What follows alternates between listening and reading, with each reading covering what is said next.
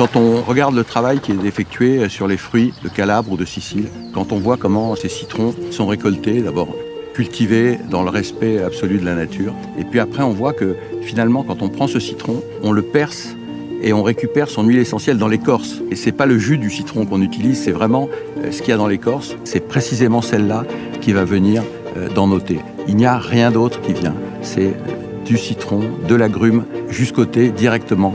Il n'y a que la nature.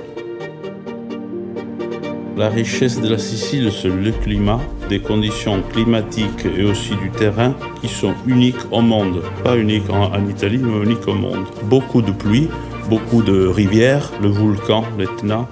C'est tous ces éléments ensemble qui font de la Sicile et de la Calabre une région unique pour les agrumes. L'odeur du citron, ça fait saliver. Il y a des composants qui font saliver. Et les composants portent le bonheur, mais c'est prouvé scientifiquement. Le citron est un des agrumes qu'on utilise le plus chez Kousmi, l'huile essentielle de citron. L'avantage du citron, c'est qu'il donne ce petit goût de fraîcheur, ce petit goût acidulé, que ce soit sur un thé chaud ou un thé froid.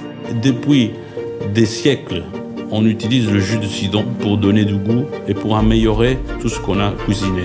Et les gens qui ont connu l'odeur d'un bon citron de Sicile, ils veulent ça dans leurs produits.